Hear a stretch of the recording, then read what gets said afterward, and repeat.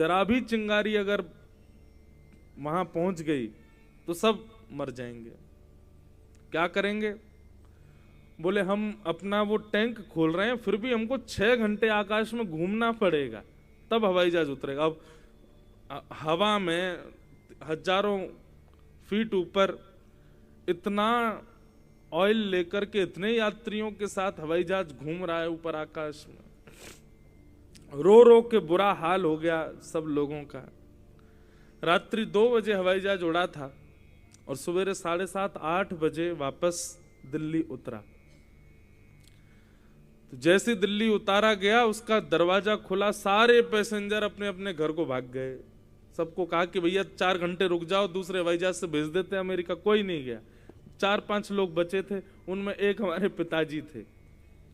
तो पिताजी महाराज से किसी न्यूज रिपोर्टर ने पूछा, महाराज जी आप लोग करीब 250-300 पैसेंजर थे, उसमें से अब ये गिनती के 10 लोग बचे हैं, आप वापस विदेश जाने को, मतलब अमेरिका जाने को तैयार है। 16 घंटे इतना भयावह एक्सपीरियंस करने के बाद अब आपको भय नहीं लगता?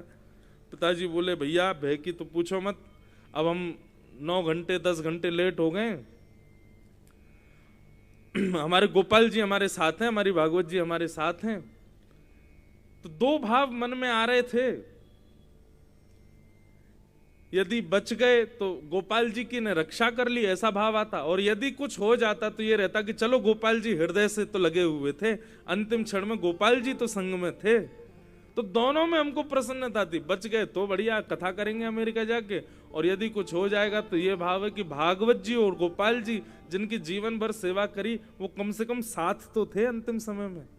कोई था या ना था, वो तो थे।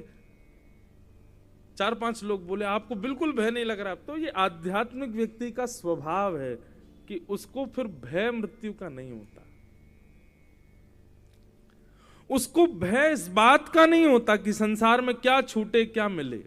उसको इस बात का भय रहता है कहीं किसी कारण से मैं ठाकुर जी से विमुख ना हो जाऊं, मैं कहीं किसी कारण से ठाकुर जी से दूर ना हो, इस बात का भय लगा रहता है। यह आध्यात्मिक व्यक्ति का लक्षण है।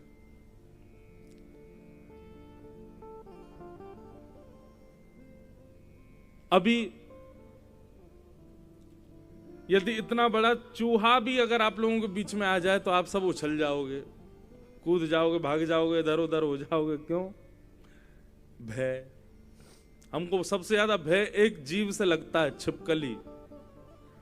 सबसे ज्यादा भय लगता है, जबकि कुछ कहती नहीं है लेकिन फिर भी लगता है मुझे। और आप विश्वास माने किसी से पूछ लेना, कितनी बार ऐसा हुआ है कि व्यासपीठ पर आ जाती है, लेकिन जब यहां बैठा होता हूं तब नहीं लगता उससे भय।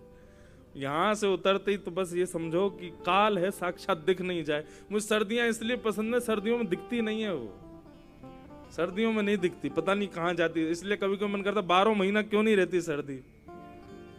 अब हमारी तो क्या, हर 7 दिन में घर बदल जाता है, हर 7 दिन में हमारे कमरे बदल जाते हैं, हर 7 दिन में नई जगह पहुंच जाते हैं। तो जो पहले पहुंचते हैं उनसे ये कहते हैं, भाई देखो कमरे में गद्दा नहीं हो चलेगा, एसी नहीं हो चलेगा, पंखा नहीं हो चलेगा, वो नहीं होनी चाहिए बस। उससे भय लगता है। कमरे में तो बच जाते हैं, लेकिन कई बार जंगलों में कथा होती है तो मंच पे आ जाती हैं, व्यासपीठ पे चढ़ जाती है। लेकिन यहां बैठ करके जब भगवत चर्चा कर रहे होते तब उससे भय नहीं लगता। अब प्रयास करते हैं धीरे धीरे कि ये भय भी निकले हृदय से।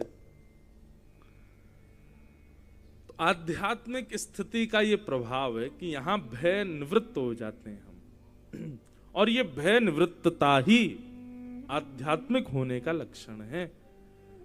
यदि कोई व्यक्ति भयभीत रहता है और अपने आप को भक्त कहता है तो गलत कह रहा है, वो भक्त नहीं है। फिर भक्त का स्वभाव भय नहीं है, निर्भय। अच्छा, स्वयं भी निर्भय। जैसे निर्भीक व्यक्ति कैसा, किसी के पास में बंदूक हो अपने आप को निर्भय माने, किसी के सिर पर नेता राजनेताओं के हाथ हों वो अपने आप को निर्भय माने, किसी के पिताजी बहुत धनवान, संपत्ति बहुत, वो अपने आप को निर्भय माने। ये सारे निर्भय मानने वाले एक दिन भयभीत हो जाएंगे, लेकिन जिसके ऊपर ठाकुर जी का हाथ रखा है वो सबसे बड़ा निर्भीक है, निर्भय। हम इस बात से निर्भीक हैं कि हमारे ऊपर ठाकुर जी का हाथ है, हमको भयभीत होने की आवश्यकता नहीं।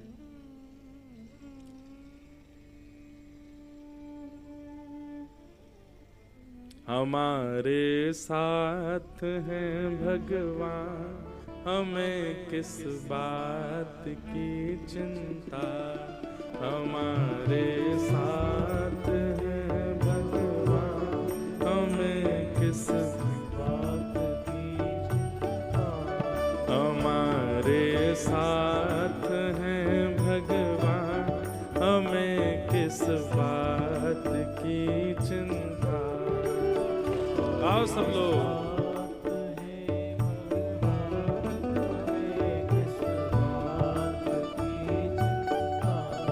हमारे साथ हैं भगवान, हमें किस बात की चिंता।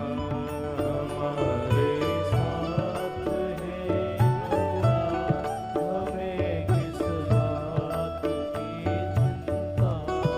हमारे साथ हैं भगवान, हमें किस बात की चिंता।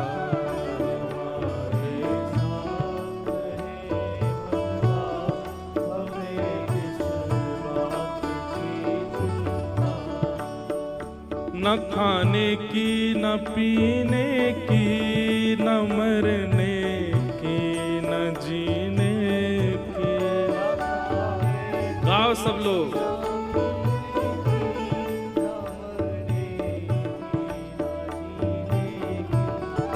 न खाने की न पीने की, न मरने की न जीने की। न खाने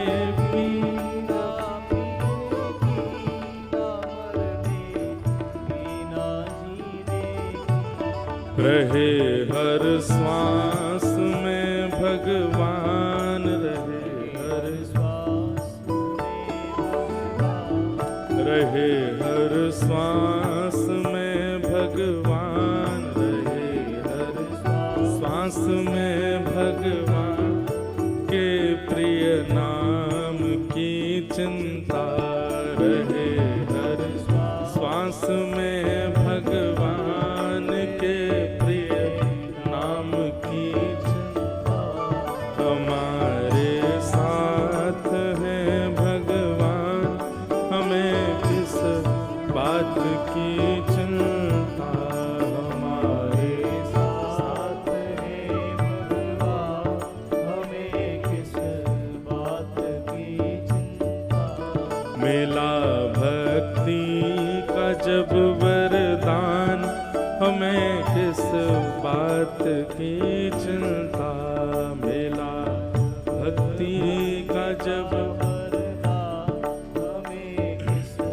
राजा रामचंद्र भगवान की जय हो।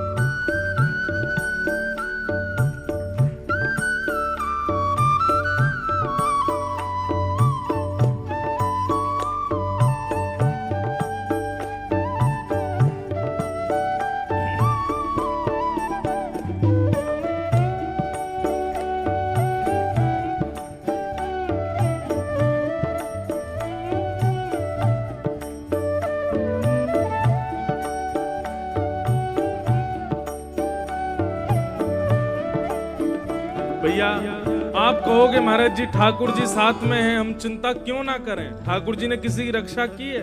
अरे किसकी नहीं की, ठाकुर जी ने रक्षा सबकी करते हैं। कि ध्रुव प्रहलाद गणिका गज अजामिल को उबारा था। कि ध्रुव प्रहलाद गणिका गज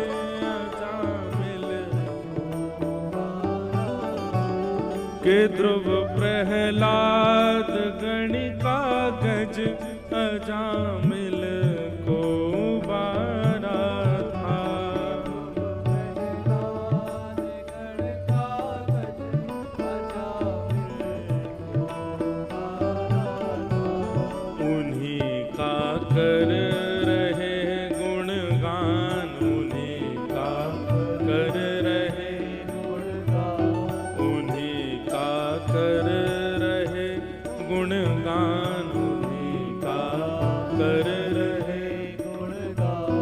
तो फिर किस बात की चिंता, उन्हीं का कर रहे गुणगान, तो फिर किस बात की चिंता। हमारे साथ हैं भगवान, हमें किस बात की चिंता।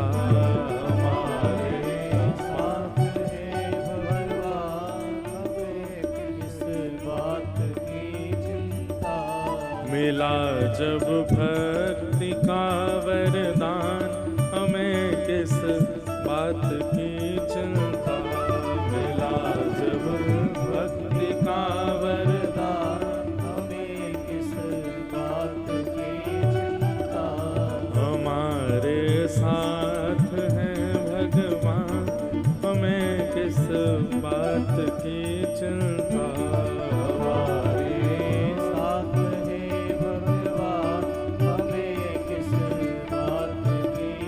बोल वृंदावन बिहारी लाल की।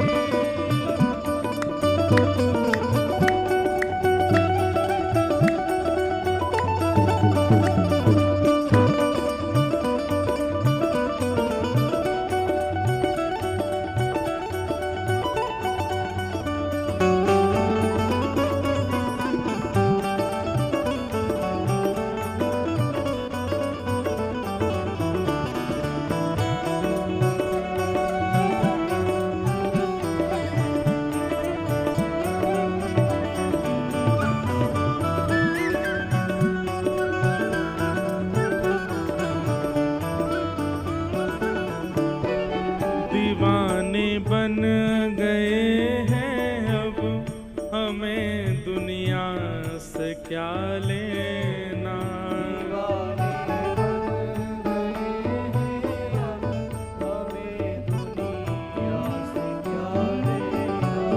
दीवाने बन गए हैं अब, हमें दुनिया से क्या लेना।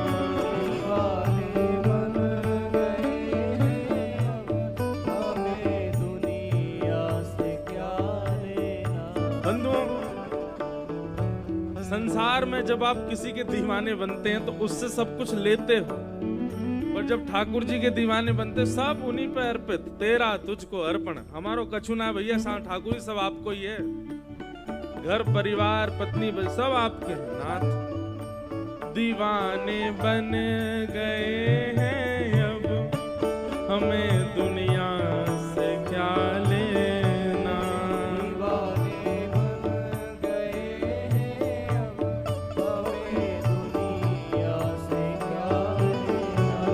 सभी कुछ कर दिया जब दान, सभी कुछ कर दिया दान। सभी कुछ कर दिया जब दान, सभी कुछ कर दिया, तो फिर किस बात की चिंता।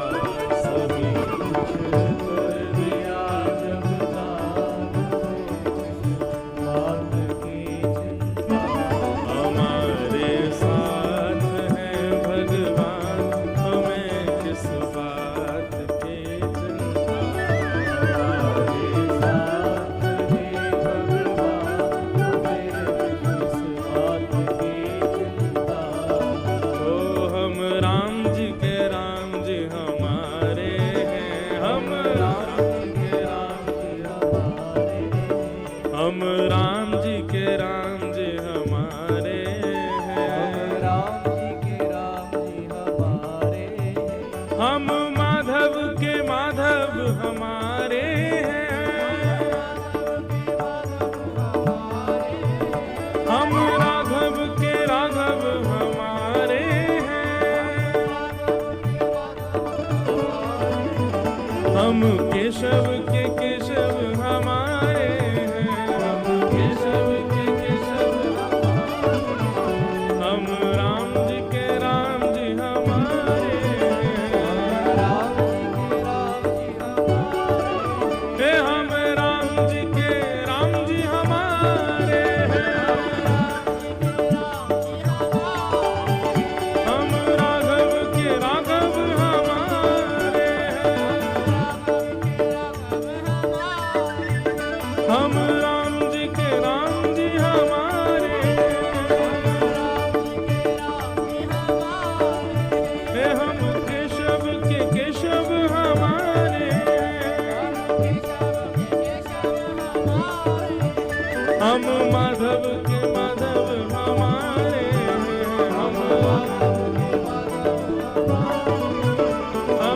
राघव के राघव हमारे गाओ।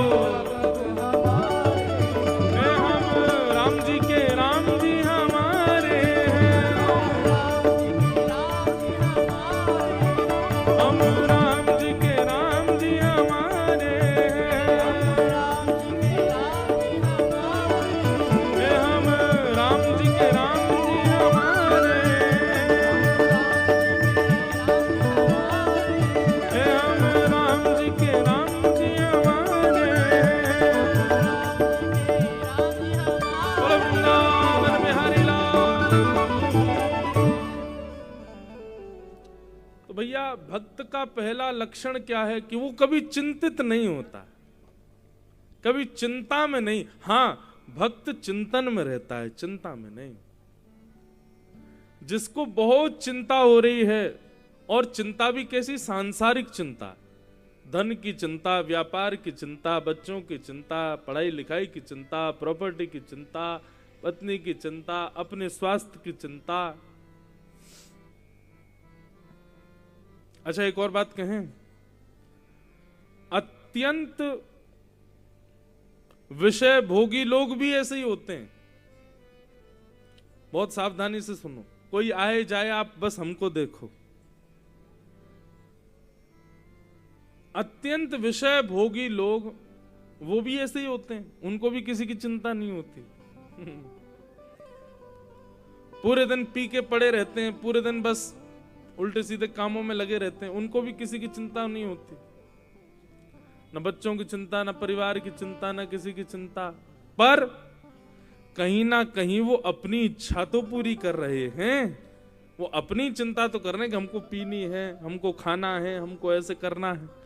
पर भक्त ऐसा नहीं।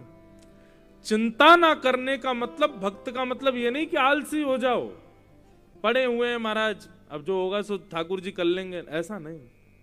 देव देव आलसी पुकारा, देवताओं के भरोसे नहीं पड़े रहना, अपने कर्म का निर्वहन करना है, कर्म के फल की चिंता नहीं करनी।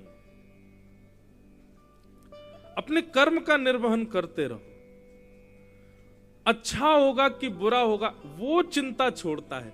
इसका आप, क्योंकि कई लोग कथा का अर्थ गलत लगा देते हैं। महाराज जी आप कह रहे थे ना चिंता निवृत्त हो जाओ, इसका मतलब ठीक है कल से जॉब पे 8 बजे की जगह 10 बजे जाएंगे, क्या चिंता, बॉस सुनाएगा ही तो सही। चिंता नहीं होनी चाहिए, हम तो भक्त हैं। नहीं,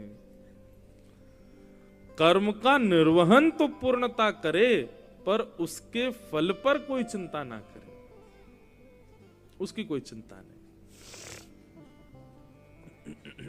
भगवान ने पूरी गीता में अर्जुन को यही समझाया।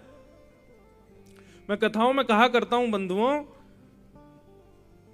भगवान श्री कृष्ण अर्जुन के मित्र हैं, इतने खास, इतना खास हमारा कोई हो जाए, इतना खास तो बहुत दूर की बात है, हल्का सा कोई सामान्य सा कोई व्यक्ति जो ऊंची पदवी पर, वो भी हमारा खास हो जाए तो हम उसके पीछे पड़ जाते हैं, जे काम करवा दे भैया, हमारा जे काम करवा दे, ये काम निकलवा दे, यहां से ऐसे करवा दो, वहां से हमारी ये प्रॉपर्टी का ये करवा दो।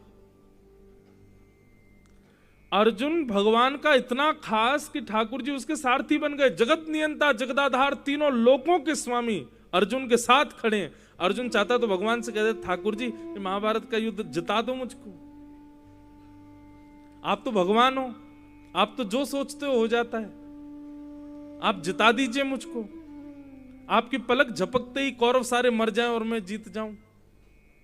क्या भगवान के लिए ये दुविधाजनक है क्या? क्या भगवान के लिए बहुत मेहनत वाला काम है क्या? नहीं, ठाकुर जी एक पलक झपकेंगे और उतने में ही कौरव सब खत्म।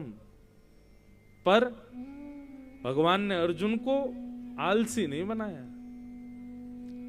पूरी गीता में कितनी बार भगवान कहते हैं युद्ध च, युद्ध च, युद्ध च, युद्ध कर, युद्ध कर।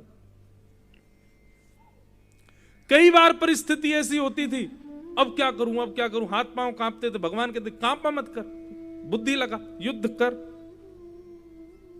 निकाल अपना धनुष बाण, लग जा, मैंने तुझे ज्ञान दिया है, उस ज्ञान का मनन चिंतन करता रहा कर अर्जुन।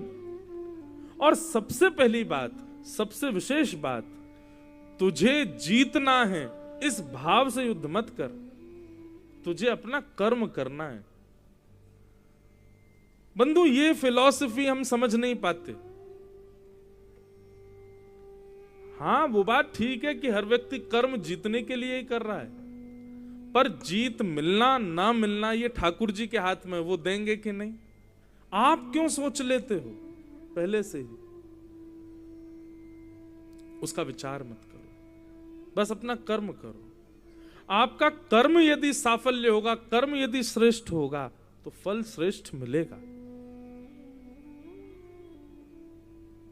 भगवान ने अर्जुन को यही समझाया, बोले तू हारेगा कि जीतेगा इसका विचार मत कर अर्जुन, बस तू अपना युद्ध कर बिना जीतने हारने की भावना से, क्योंकि कर्मण्येवाधिकारस्ते मां फलेषु कदाचन, तुम्हारा अधिकार केवल कर्म पर है, फल पर नहीं है। फल देने का अधिकार मेरा है, और वो मैं अब दूं कि 10 वर्ष बाद दूं कि 50 साल बाद दूं कि अगले जन्म में दूं, वो मेरे हाथ में। इसलिए तुम पहले से सोच के दुखी मत हो। कई बार ऐसा होता है, आप अभी अच्छा कर रहे हो और उसके बाद भी आपके साथ कुछ अच्छा नहीं हो, फिर लोग आते हैं, महाराज जी हम तो बहुत अच्छा करते हैं, सबके साथ बढ़िया करते हैं, मेरे साथ ही बुरा क्यों होता है, मुझे अच्छे का फल कब मिलेगा? वो ठाकुर जी के हाथ में। ठाकुर जी चाहें तो अगले जन्म में भी दे सकते हैं। कई बार हमने ऐसे लोग भी देखे हैं, महानिकृष्ट, सारे गलत काम करते हैं, फिर भी इतने सुखी हैं, क्योंकि पूर्व जन्म का कर्म भोग रहे हैं अपना। इसलिए भैया व्यक्ति दुखी क्यों है? क्योंकि कर्म पहले विचार कर ले, फल पहले ही विचार कर ले। कर्म अभी किया नहीं है, आज लेटर आ गया कि तुम्हारी जॉब लग गई, बस लेटर देखते ही नेत्र बंद हो जाते हैं। हाँ, कल से सुबह जाऊंगा, जॉब करूंगा, 1 महीने की पहली कमाई आएगी, इतना माँ को दे दूंगा, इतना पिताजी को, इतना अपने पास रखूं, फिर मित्रों को पार्टी दूंगा, फिर थोड़ा और 6 महीने तक बढ़िया काम करूंगा, 6 महीने बाद फिर मेरा प्रमोशन हो जाएगा, फिर मेरी सैलरी बढ़ जाएगी, फिर ऐसा होगा, फिर वो जो इकट्ठा करूंगा ना उससे फिर मैं एक घर बना लूंगा, फिर घर में रहेंगे, फिर हम वहाँ उस वाली कॉलोनी में रहा करेंगे, वहां पे बढ़िया घर। अभी जॉब पे गया भी नहीं है, वो घर भी बन गया उसका,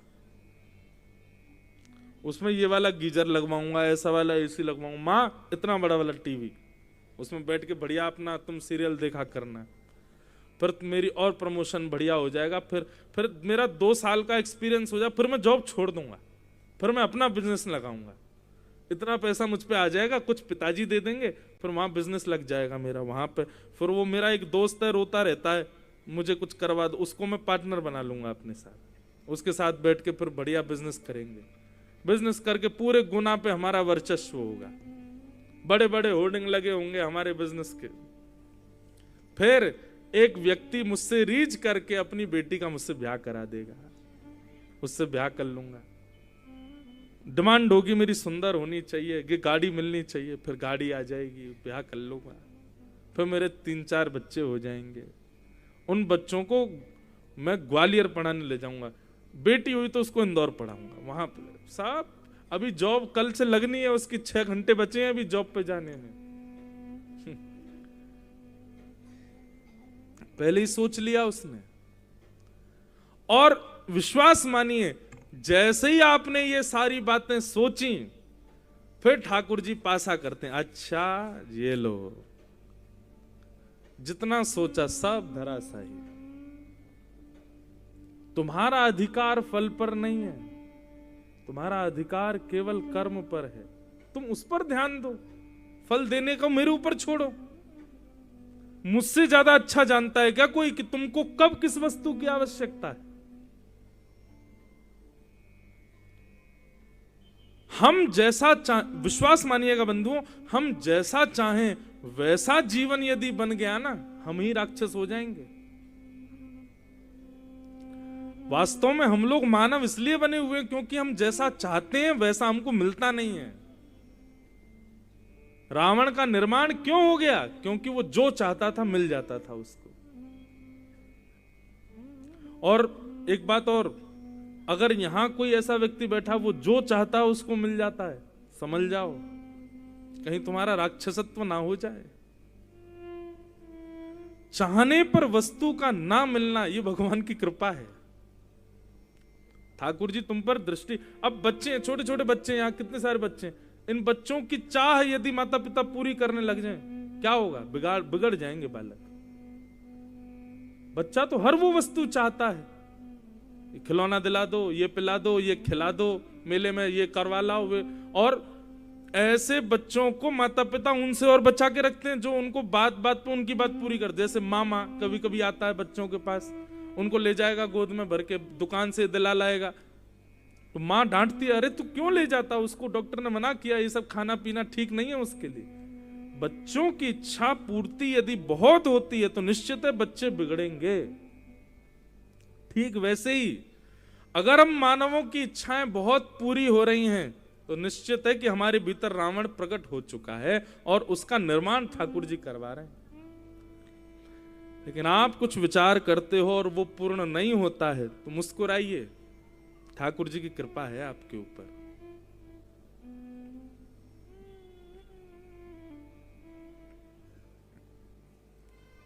अपना अधिकार बंधुओं, अपन लोग केवल कर्म तक ही सीमित हैं, फल पर हमारा अधिकार नहीं है। मुझे सत्य बता रहे हैं, आज व्यासपीठ पर बैठ के, आज हमको 8 वर्ष हो जाएंगे जुलाई में कथा करते हुए। बहुत करीब 10-12 वर्ष पुरानी बात है।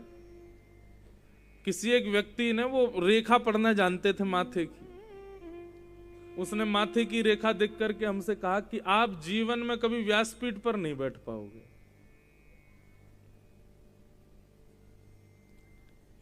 बोले आप कभी जीवन में व्यासपीठ पर नहीं बैठ पाओगे। आज 8 साल हो गए कथा करते हुए, व्यासपीठ पर बैठे भी हैं, कथा भी कर रहे हैं, दुनिया में घूम रहे हैं और खूब कथा हो रही हैं। अब वो रेखा पढ़ने वाले पंडित जी आते तो ऐसे ही आते। मैंने कहा कहाँ गए भैया, कथा चल रही है खूब, क्या करोगे अब। पहले से ही फल का विचार मत कीजिए बंधुओं, आप अपना कर्म सुदृढ़ रखो। कर्म में इतना बल है, इतना बल है कि वो आपके पूर्व नियोजित आपके ग्रह नक्षत्र जो बिगड़े होंगे उनको भी सही कर दे। शनि की 7.5 किसी ने बता दी कि शनि की 7.5 जीवन में आ गई, आप उसी दिन शुद्ध हो जाइए, अपने कर्म के प्रति सजग हो जाइए। जो 7.5 वर्ष भयावह होते हैं ना, उसी 7.5 वर्ष में व्यक्ति यदि शुद्धता, पवित्रता, बुद्धि, मन की सब कुछ बिल्कुल पवित्र कर ले और कर्म का निर्वहन करे तो वही 7.5 साल में कुछ बन जाएगा।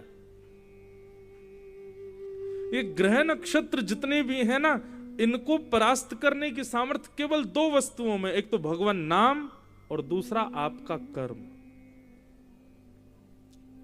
ये दोनों ग्रह नक्षत्रों को बदल करके रख सकते हैं।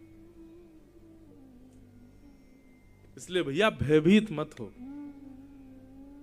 आध्यात्मिक भक्ति पथिक व्यक्ति का लक्षण है कि वो कभी भयभीत नहीं होता, सदा निर्भीक रहता है, निर्भय।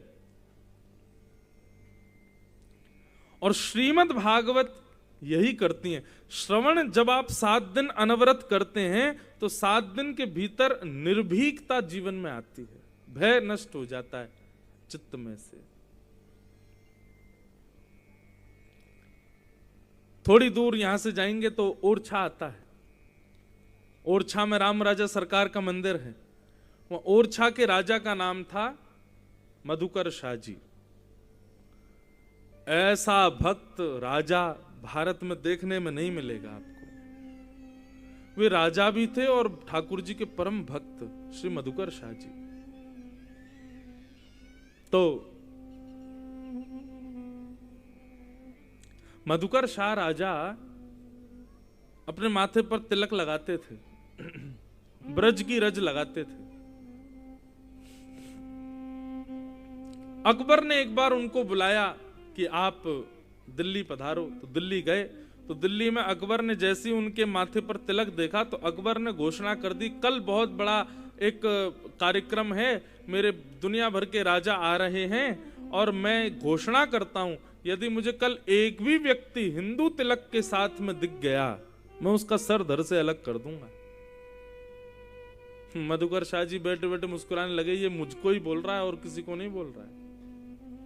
अगले दिन मधुकर शाह जी ने और बड़ा तिलक लगाया। वो पहले तो छोटा लगाते थे और बड़ा तिलक लगा के मुकुट वुकुट पहन करके बढ़िया गले में खूब सारी जो है तुलसी की माला वाला पहन करके बढ़िया बिल्कुल इत्र लगा करके चंदन पीला पीला पूरे गालों तक अर्पित करके अब मधुकर शाह जी पहुंचे। अकबर ने जैसे ही देखा नेत्र लाल पड़ गए उसके। उसने तलवार निकाल करके कहा, वैसे तो आप मेरे मित्र हो, पर मैंने कल उद्घोषणा की थी मैं भारत का राजा हूं, मेरी बात यहां के राजाओं को माननी पड़ेगी। आप तिलक लगा करके क्यों आए हैं? मेरी कल की उद्घोषणा भूल गए, मैं सर धर से अलग कर दूंगा। तो मधुकर शाह जी ने अपनी तलवार निकाली और निकाल करके बोले, इस सभा में जितने राजा बैठे सबको चुनौती देता हूं मैं, जब तक मेरे माथे पर तिलक रहेगा तब तक मेरे गले का स्पर्श नहीं कर पाओगे। हाँ, लड़ते लड़ते पसीने में यदि तिलक बह गया और तिलक हट गया उसके बाद भले मेरा सर कट जाए, लेकिन जब तक मेरे माथे पर तिलक है मैं चुनौती दे रहा हूं विश्व के राजाओं को, आप मेरा गला काट के तो दिखाओ, और नहीं विश्वास होता तो आओ मैदान में लड़के दिखाओ। ऐसी उनकी डंकार सुनकर के उनकी उनकी उनकी उस दहाड़ को सुनकर के अकबर ने अपनी तलवार म्यान में रख ली। बोले कि ठीक है, आपके लिए छूट है, आप तिलक लगा सकते हो, बाकी कोई नहीं लगा के आएगा। निर्भीकता, निर्भय भक्ति डरना नहीं सिखाती। कथा, भक्ति भाव, वैष्णवता, आध्यात्मिकता, इसके आने के बाद व्यक्ति को भय नहीं लगता है, व्यक्ति निर्भीक हो जाता है। इसलिए ये निर्भीकता यदि जीवन में आ रही है तो इसको प्रमाण मानिए कि आपके अंदर भक्ति आ रही है। तो श्रीमद् भागवतम शास्त्रम कलौकीरेण भाषितम। श्रीमद् भागवत रूपी शास्त्र एकमात्र ऐसा शास्त्र है जो कलिकाल में यदि कोई भाव से कथा श्रवण कर ले तो निश्चित है उसको भगवत प्राप्ति हो जाएगी, क्योंकि भागवत निर्भीक बनाती है, निर्भय बनाती है। तब प्रश्न किया, बोले महाराज ये भागवत की कथा सबसे पहले किसने किसको सुनाई, कृपा करके हमें ये बताइए। तब कहा कि भैया सबसे पहले ये भागवत की कथा सनक सनंदन सनातन सनत कुमारों ने श्री नारद जी को भक्ति ज्ञान वैराग्य की पुष्टता के लिए सुनाई थी।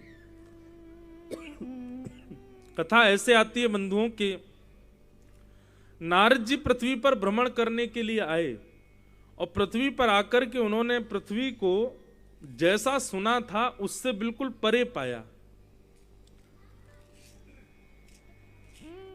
पृथ्वी जैसी सुनी गई थी उसके बिल्कुल परे।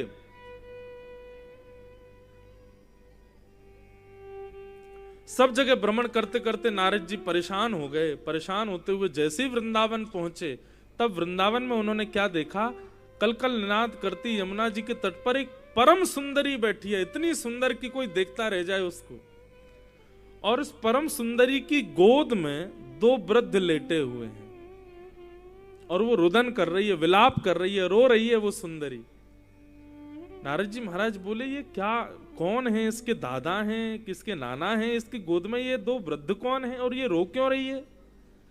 और क्या देखा कि उस सुंदरी की सेवा में असंख्य नर नारी लगे हुए हैं, कोई उसके लिए जल ला रहा है, कोई भोजन ला रहा है, सब सेवा में लगे, लेकिन फिर भी वो दुखी है। तब नारद जी ने उस सुंदरी से पूछा कि देवी तुम कौन हो और तुम्हारी गोद में दो वृद्ध कौन हैं? तब उसने अपना परिचय देते हुए कहा, अहम भक्ति ऋतिक ख्याता इमो में तनयो मतौ ज्ञान वैराग्य नामानौ काल योगेन जर्जरो। मैं भक्ति हूं, मेरा नाम भक्ति है। और ये दो जो मेरी गोद में लेटे हैं वृद्ध, ये दोनों मेरे बेटे हैं। इसका नाम ज्ञान है, इसका नाम वैराग्य है। कलयुग के प्रभाव की वजह से ये दोनों वृद्ध हो गए, इसलिए मुझे रोना आ रहा है कि मैं युवान हूं, मेरे बालक वृद्ध हो गए। बंधुओं, कलयुग में ये ज्ञान वैराग्य और भक्ति उम्र से बुद्धि नहीं होते।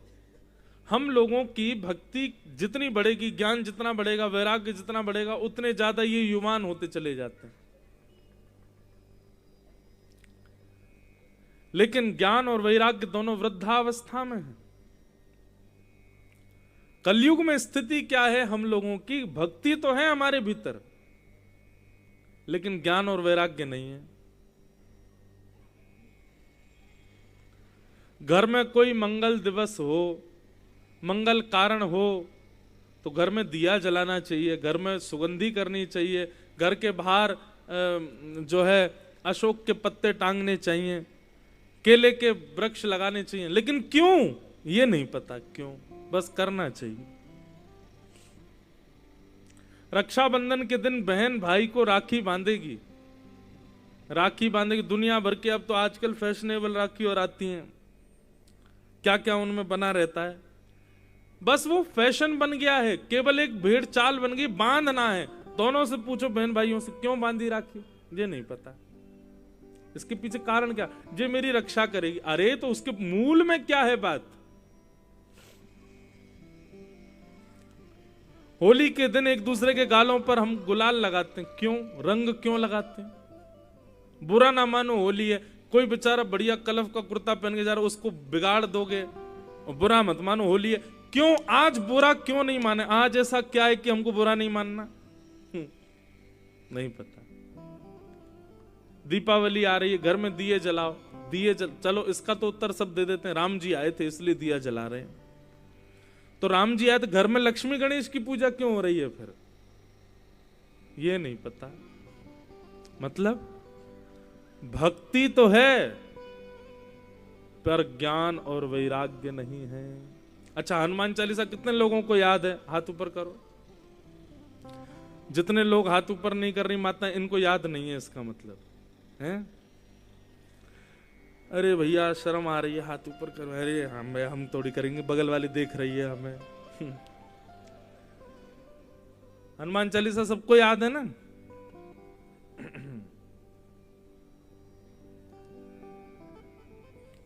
श्री गुरु चरण सरोज रज निजमन मुकुर सुधार वर्णो रघुवल विमल यश जोदायक फलचार बुद्धिहीन तन जान के सुमरव पवन कुमार बल बुद्धि विद्या देव मोह हरऊं कलेश विकार। इसका अर्थ बताओ, क्या अर्थ है?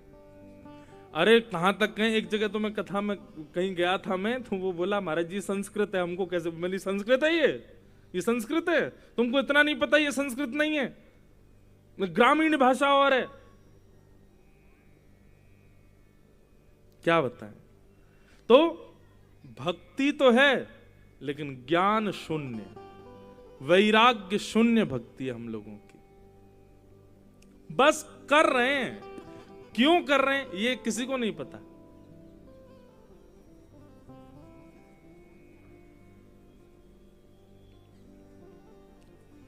ऐसी हालत है।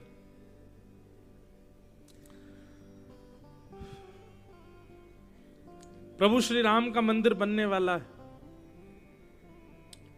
अब हम तो यहीं गुना में रहेंगे, निमंत्रण तो आया पर कैसे जाएं कथा छोड़ के, इसलिए यहीं पर अयोध्या प्रकट करेंगे 22 तारीख को। कथा 22 को तो होगी, फिर कथा के बाद में कुछ करेंगे, देखते हैं क्या करेंगे। कुछ उत्सव तो मनाएंगे प्रभु श्री राम जी का, भजन कीर्तन करेंगे, कुछ बाहर थोड़ा दीप मालिकाओं से थोड़ा सजाएंगे, कुछ और भी कुछ भाव बनेगा। आज हमारे श्याम जी आदि सब मिलके बैठ के बात कर लेंगे क्या करेंगे 22 कुछ तो करेंगे भाई। हमारी तो वहां सीट है लेकिन फिर भी नहीं जा रहे, हम तो यहाँ कथा करेंगे। तो राम जी का मंदिर बनना है, सनातन की अलग जग गई है पूरे भारत में। जिसको देखो वही ध्वजा लेकर के घूम रहा है, जिसको देखो जय श्री राम गुदवाए घूम रहा है, जिसको देखो अपने महाराज श्री राम जानकी बैठे मेरे सीने में, यहीं पर ही टेंटू लगवा लिए राम जानकी जी के। लेकिन उनसे आप 4-5 बातें पूछ लो, नहीं बता पाएंगे। ठीक है, अच्छी बात है कि भक्ति जग रही है, पर ज्ञान के बगैर भक्ति आएगी तो भक्ति निराश रहेगी। जैसे अभी यहां दिख रही है, भक्ति है तो युवा लेकिन उदास है। क्यों? क्योंकि उसके पुत्र ज्ञान और वैराग्य प्रसन्न नहीं है।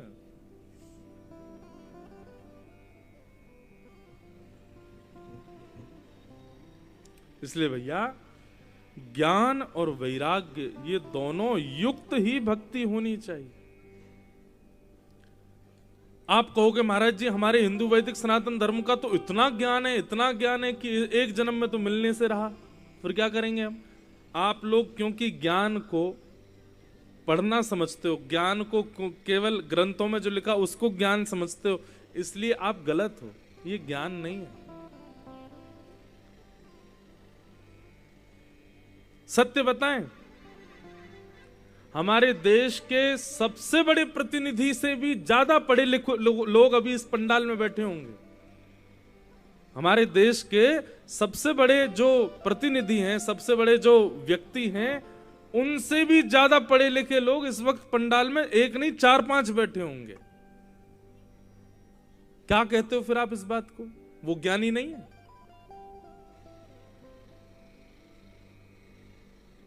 और बानर तो पढ़ना ही नहीं जानते थे, बानरों को तो बोलना ही नहीं आता था, बंदरों को तो कुछ कहना ही नहीं आता था। वो बंदर राम जी के संग रहते तो परम विद्वान परम ज्ञानी रावण, उसको ठाकुर जी उठा करके फेंक देते हैं, उसकी लंका जला देते हैं। तो इसमें अब यहां क्या समझोगे आप? ज्ञान क्या है? ज्ञान का मतलब बहुत नॉलेज होना नहीं होता। ज्ञान का मतलब बहुत ज्यादा पता होना नहीं होता। ज्ञान का मतलब हर विषय की जानकारी होना नहीं होता है। ज्ञान का मतलब विवेकी होना, सद असद की पहचान होना, सही गलत का अनुपात जानना, इसको ज्ञान कहते हैं। और ये ज्ञान ना तो आपको गुरुकुल में मिलेगा, ना ही आपको स्कूल में मिलेगा, ना आपको कॉलेज में मिलेगा, ना यूनिवर्सिटी में मिलेगा। ये विवेकी होना तो आपको केवल और केवल सत्संग में मिलेगा। सत्संग आपको विवेकी बनाता है। विवेक, मैं फिर कह रहा हूं, ज्ञान का मतलब बहुत पढ़ा लिखा होना नहीं होता। कबीर दास जी बहुत पढ़े लिखे नहीं थे, लेकिन विवेकी थे। विवेक जन्य उनका जीवन था। मीराबाई बहुत पढ़ी लिखी नहीं थी, लेकिन विवेकी थी। अरे बानर सेना ज्यादा कौन कोई पढ़े लिखे थोड़े ही थे। हनुमान जी के साथ में जितनी बानर गए राम जी के साथ, सब विवेकी थे। और विवेक का मतलब होता है सद असद की पहचान, सही गलत की जानकारी होना। क्या सही है क्या गलत है। अस्तो मां सदगमया तमसो मां ज्योतिर्गमया।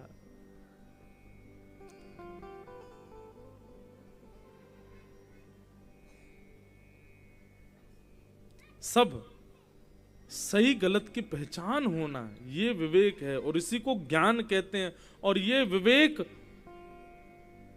केवल सत्संग में मिलेगा। बिनु सत्संग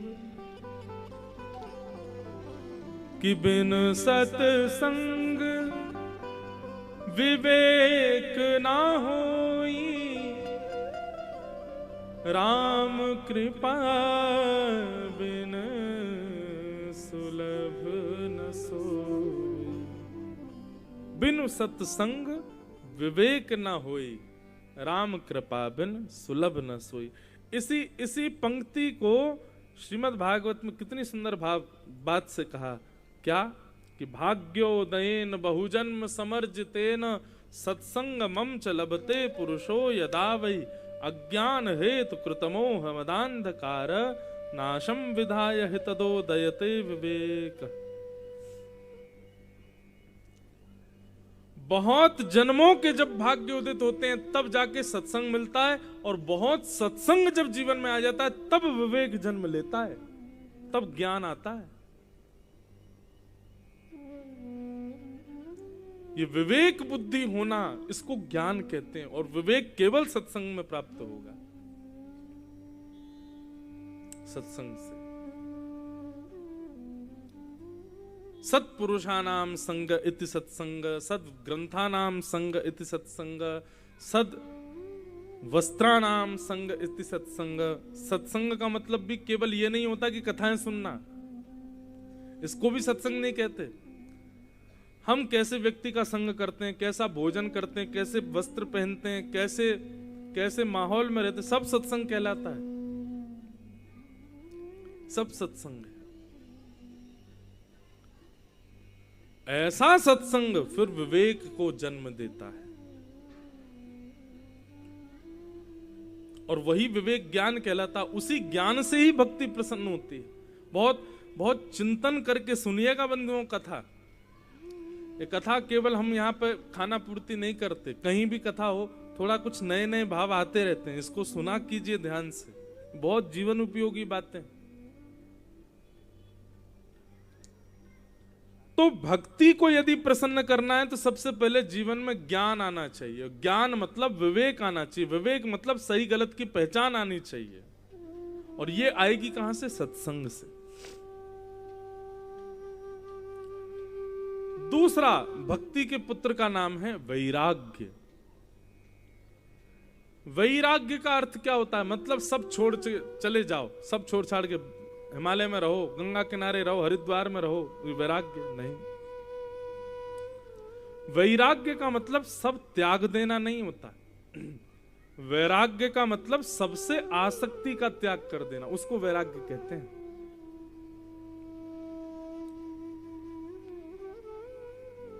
आपके सामने आपकी मनपसंद वस्तु रख दी जाए और आप उसको खाओ ना, ये वैराग्य नहीं है।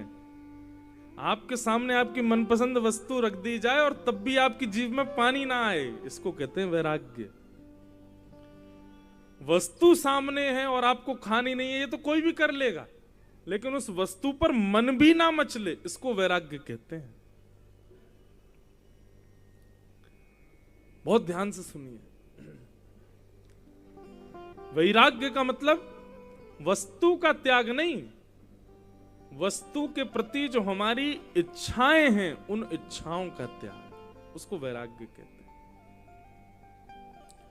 वैराग्य का संधि विच्छेद करो, राग रहित जो है उसको वैराग्य कहते हैं। राग रहित मतलब आसक्त रहित, उसको वैराग्य कहते हैं।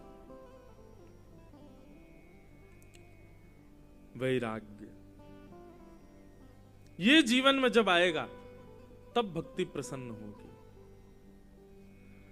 अपनी मन की इच्छानुसार हर वस्तु का सेवन करना, हर वस्तु को अपना लेना, जो मन कहे उसी वस्तु का सेवन करना, जो मन कहे उस स्थान पर चले जाना, जो मन करे उस वस्त्र को पहन लेना।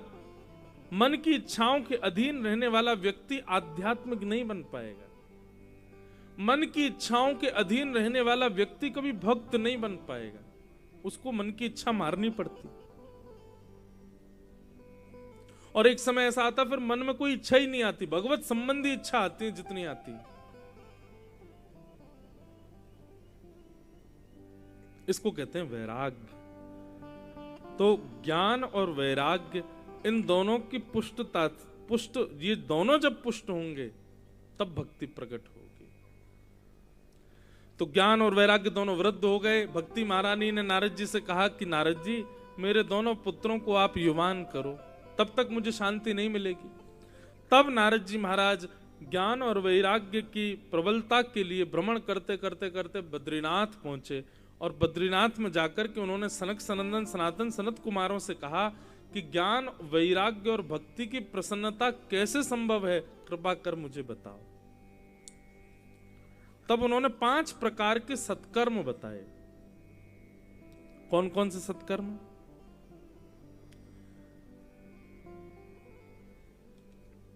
पांच प्रकार के सत्कर्म कौन कौन से?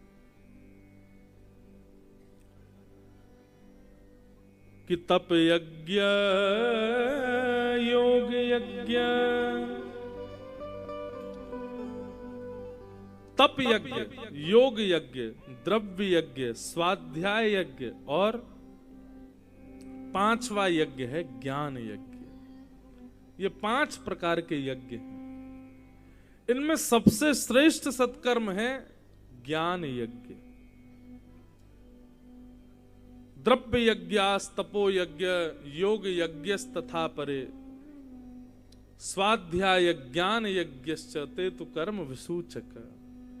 सबसे बड़ा सत्कर्म यदि संसार में कोई है तो वो है ज्ञान यज्ञ, जो ये भागवत की कथा हो रही है। बहुत बड़ा सत्कर्म माना गया इसको। क्यों? कराने वाले एक परिवार होता है, लेकिन लाभ कितनों को मिलता है?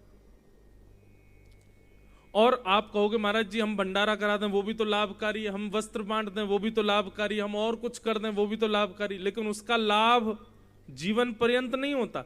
पर ज्ञान यज्ञ का लाभ जीवन पर्यंत होता है। 7 दिन आपने कथा सुनी, 7 दिन में जो प्राप्त किया वो अंतिम श्वास तक आपको पास रहेगा, आपका कल्याण करेगा, आपको याद रहेगा। इसलिए सबसे बड़ा सत्कर्म माना गया ज्ञान यज्ञ। आपने अन्नदान किया तो अन्नदान का फल तब तक रहेगा जब तक जिसको अन्नदान किया उसका अन्न पूर्ण ना हो जाए। आपने वस्त्र दान किए तो वस्त्रदान का फल तब तक रहेगा जब तक वस्त्र उसके उपयोग में है। पर ज्ञान दान किया तो ज्ञान कभी खत्म नहीं होता, एक बार आ जाएगा जीवन में, अनवरत अंतिम श्वास तक रहेगा। इसलिए उसको सर्वश्रेष्ठ यज्ञ माना गया। इसलिए नारद जी यदि आप चाहते हैं कि भक्ति ज्ञान वैराग्य तीनों पुष्ट हों तो उसके लिए ज्ञान यज्ञ करो। और ज्ञान यज्ञ में भी सर्वश्रेष्ठ ज्ञान यज्ञ कौन सा है? अनेक प्रकार के ज्ञान यज्ञ हैं, तब सर्वश्रेष्ठ ज्ञान यज्ञ का भाव बताते हुए सनत कुमार कहते हैं कि सत्कर्म सूचको नूनम ज्ञान यज्ञ स्मृतो बुधई श्रीमद् भागवतालाप सतु गीत सुखादि। ज्ञान यज्ञ में सबसे बड़ा यदि ज्ञान यज्ञ कोई है तो वो है श्रीमद् भागवत की कथा, वो कराओ। नारद जी महाराज बोले भगवान कहां कराऊं, कैसे कराऊं, क्या व्यवस्था होनी चाहिए, सब कुछ बताइए। तो यहां पर भागवत कैसे करानी चाहिए उसके सारे नियम बताए गए। सुंदर व्यासपीठ होनी चाहिए, श्रोताओं के बैठने के लिए सुंदर सभागृह होना चाहिए। अब उस समय पर ये सब पंडाल तो थे नहीं, तब उन्होंने आनंद वन के बारे में बताया। बोले गंगा के तट पर एक सुंदर वन है जहां पर बहुत सारे वट के वृक्ष हैं। तो बोले सुंदर छाया है, उसके नीचे श्रोता बैठ जाएंगे। वहां पर एक दिव्य वृक्ष है, उस वृक्ष के नीचे बालुका की व्यासपीठ बना करके उस पर व्यास जी बैठ जाएंगे। वृक्षों की छांव के नीचे सब श्रोता बैठ जाएंगे। सबके लिए उत्तम प्रसाद की व्यवस्था। तो बोले प्रसाद के लिए क्या व्यवस्था करें? बोले वन के फल सबको प्रसाद में देना, पान करने के लिए गंगा जी का जल हो गया। इस प्रकार सब व्यवस्थाएं बताई। यहां पर तो ये कहा गया कि व्रत करके कथाएं सुननी चाहिए। बोले कैसा व्रत करें? बोले एक समय फलाहार करके कथा सुनो, फिर थोड़ी देर बाद कहते हैं कोई बात नहीं 2 समय फलाहार करके कथा सुनो, फिर थोड़ी देर बाद कहते हैं एक समय अन्न खा लो, एक समय फलाहार कर लो, कथा सुनो। फिर अंत में कहते हैं 5 बार भोजन करो लेकिन कथा सुनो। सुबह शाम तक खाते रहो लेकिन कथा सुनो। कैसे भी सुनो।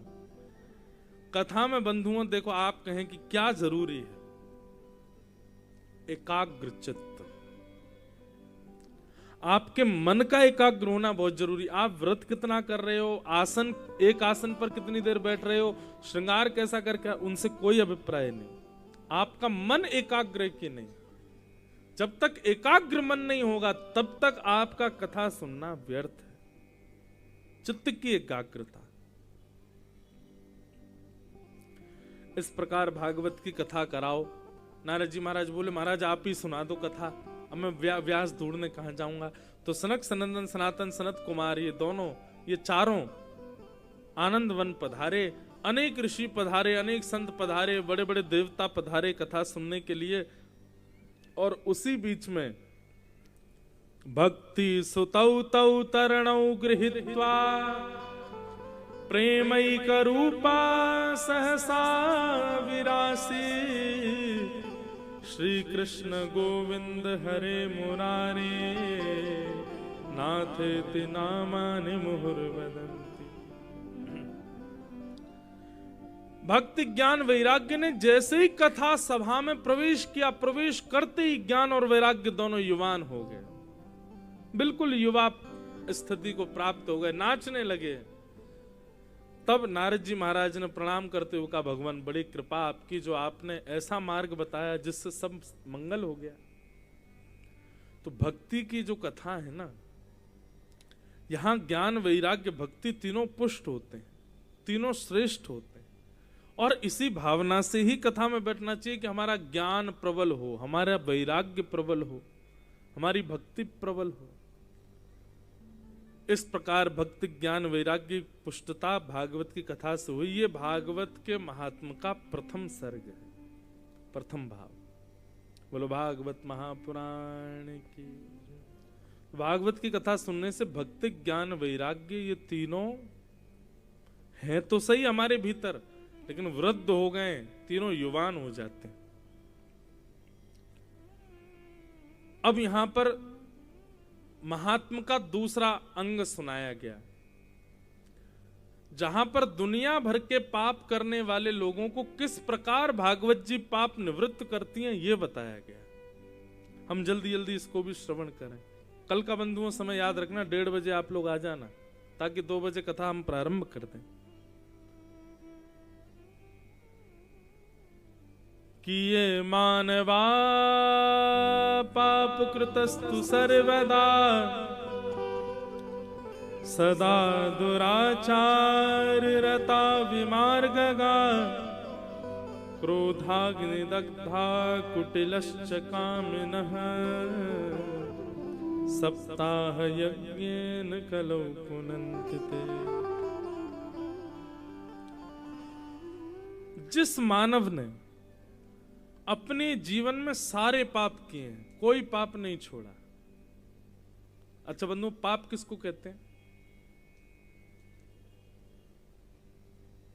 कई बार कई लोग इस बात पर बड़ी डिबेट करते हैं मुझसे कि महाराज जी आप जिसको पाप कहते हो, कई जगह पर वो धर्म भी है। हमें सब जगह की बात नहीं माननी ना। हम दूसरों की देखा देखी क्यों कर रहे हैं कि वहां पर ये धर्म है तो हम क्यों नहीं कर सकते? नहीं, शास्त्रों ने जिस कार्य के लिए मना किया, गुरुजन जिस कार्य के लिए मना करते हैं, माता पिता भाई बंधु बड़े लोग जिसके लिए मना करते हैं, और चौथी बात, हमारा मन जिस कार्य को करने में घबराता है, वो सब पाप कहलाते हैं, सब पाप है। अच्छा, मन घबराना तो कई बार तो पेपर हॉल में पेपर देते समय भी मन घबराता है। आप कहो अरे ये तो पाप है, महाराज जी कह गए थे। नहीं, जैसे कि घबराता किस भाव में? नहीं, ये गलत है, ये उचित नहीं, ऐसे घबराता है, समझो वो पाप।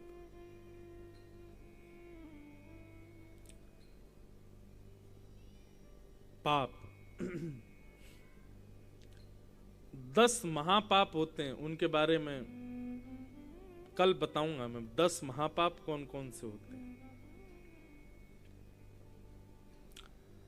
तो यहां पर लिखा है कि भाई जिस मानव ने दुनिया के सारे पाप किए हैं, कोई भी पाप नहीं छोड़ा, आप बुरे से बुरे पाप को भी सोच लीजिए, और वो महापापी व्यक्ति भी यदि भागवत जी का आश्रय ले और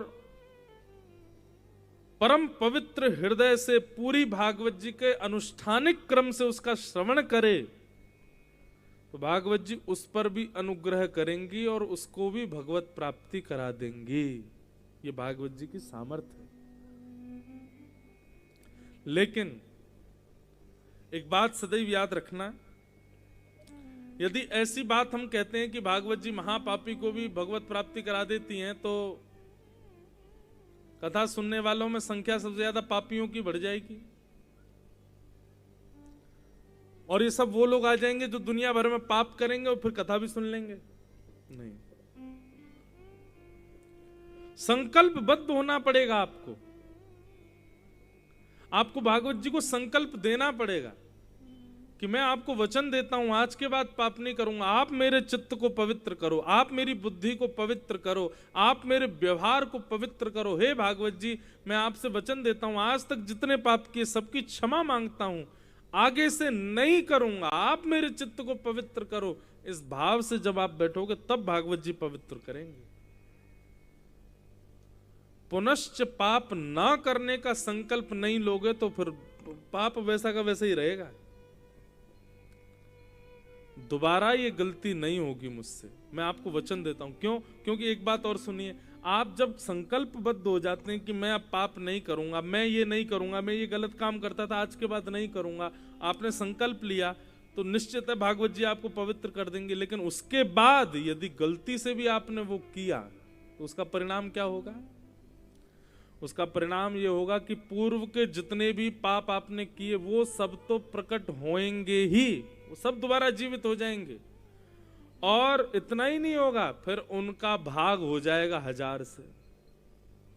मतलब जो पाप आपने एक बार किया था वो चित्रकेतु अपनी डायरी में उसको 1000 बार लिखेगा।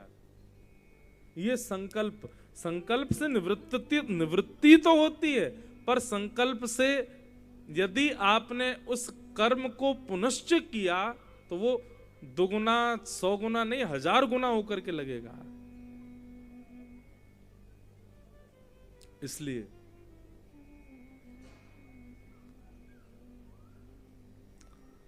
यहां बैठिए, पाप निवृत्त होने के लिए बैठिए, संकल्प दीजिए भागवत जी को कि हम आज के बाद पाप नहीं करेंगे। तब भागवत जी आपके हृदय को पवित्र करेंगे, तब मति पवित्र होगी। कथा सुनने के बाद भी क्रोध कम नहीं हुआ, कथा सुनने के बाद भी लोभ कम नहीं हुआ, कथा सुनने के बाद भी मोह कम नहीं हुआ, कथा सुनने के बाद भी तामसिक वस्तुओं के प्रति आपकी इच्छाएं नष्ट नहीं हुई, कथा सुनने के बाद भी काम हृदय में प्रकट हो रहा है, तो निश्चित है अभी कथा ने आपके ऊपर कृपा नहीं की है। आपने 4 घंटा 7 दिन व्यर्थ किए हैं। बस आपके स्वभाव में परिवर्तन दिखना चाहिए 7वें दिन, तब समझिए कि आपने कथा सुनी।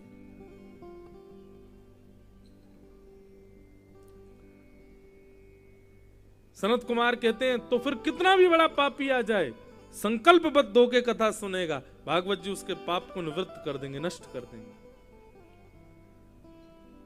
नारद जी महाराज बोले, भगवान आप ये बात कह रहे हैं, मैं आपसे एक बात पूछूं? बोले पूछो। बोले माता पिताओं से द्वेष करने वाला, माता पिताओं को ऊपर हाथ उठाने वाला, माता पिताओं को गाली देने वाला ऐसा बालक भी यदि कथा सुने तो पवित्र हो जाएगा? बोले निश्चित। बोले भगवान अब मुझे आपकी बात पर विश्वास नहीं है, आप गलत बोल रहे हैं। इतना महापापी व्यक्ति और आप कह रहे हो कथा उसको भी पवित्र कर देगी? मुझे विश्वास नहीं। तब सनत कुमारों ने कथा सुनाई। सुनो, एक ब्राह्मण थे, ब्राह्मण का नाम था आत्मदेव। आत्मदेव ब्राह्मण के कोई संतान नहीं थी और संतान ना होने की वजह से वो बड़े दुखी रहते थे। एक दिन अपनी आत्महत्या करने के लिए वन में जाने लगे तो एक संत ने उनको रोका और रोक करके कहा, भैया तुम मरो मत, क्योंकि इस जन्म नहीं, तुम्हारे अगले जन्म और आगामी 7 जन्मों तक भी तुम्हारे संतान नहीं है, कोई योग नहीं है संतान का। ब्राह्मण चरणों में गिर के रोने लगा, बोले महाराज मुझे बस इस जन्म में एक संतान मिल जाए, मैं आपको वचन देता हूं, मुझे कभी इच्छा नहीं रही, बस एक संतान मेरे घर आ जाए, मैं प्रसन्न हो जाऊंगा। बंधु, लोग बाग इतना व्रत करते हैं, इतने नियम करते हैं, बहुत ध्यान से सुनिएगा। व्यक्ति को आप कह दो कि भाई हाथ में कपूर लेके और उस पर अग्नि जला के और तुम टेकरी हनुमान जी पैदल जाओ, अपनी मनोकामना लेकर के जाओ और तुम्हारा जो काम रुक रहे होंगे वो सब काम बन जाएंगे। सही बता रहे हैं, आदमी इसको भी कर लेगा। आदमी से कहो भाई तुम घुटने से ऊपर चढ़ो, आदमी चढ़ जाएगा, लेकिन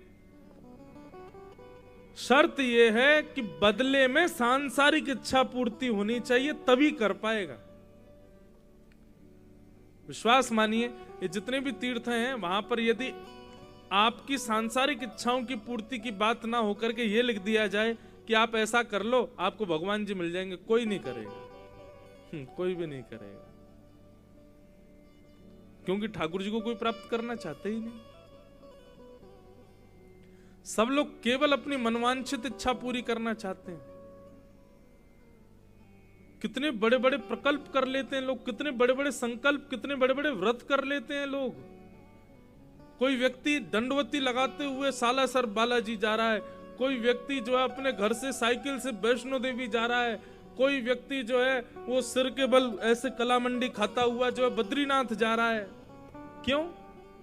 इच्छा क्या है? मेरा ये काम रुका पड़ा, ये पूर्ण हो जाए। कभी भी किसी भी बड़े से बड़े व्रत करने वाले से आपने पूछा हो और उसने ये कहा हो कि मुझे श्याम सुंदर मिल जाए, कभी नहीं हो सकता ना। इसके लिए व्रत करते ही नहीं हम लोग। सबको केवल अपनी इच्छा पूर्ति है।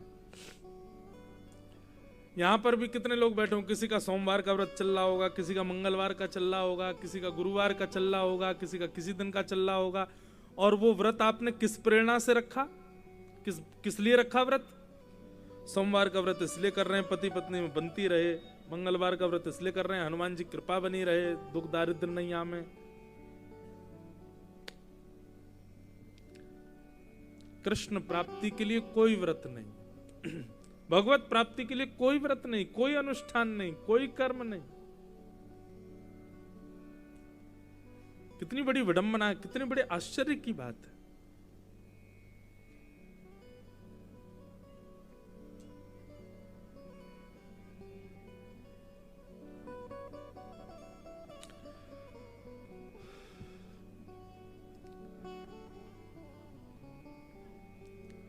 आत्मदेव जी चरणों में गिर गए और संत से कहने लगे, आप कृपा करके मुझे एक संतान दे दीजिए। मैं विश्वास मानिए, मैं कुछ नहीं मांगूंगा ठाकुर जी, मुझे कुछ नहीं चाहिए, बस एक संतान मुझे मिल जाए। आत्मदेव जी उसके वो संत उसके रुदन को देखते हुए अपने झोला में से एक सेब निकाल करके दे दिया। बोले लो, वैसे तो तुम्हारे कोई संतान नहीं है, पर फिर भी तुम बहुत रो रहे हो, मैं अपने संपूर्ण जीवन के भजन का बल तुमको देता हूं। जाओ, मेरे पूरे जीवन के भजन का फल तुमको मिलेगा, तुम्हारे घर संतान होगी, पर तुम्हारी पत्नी को कुछ ध्यान रखना पड़ेगा। क्या?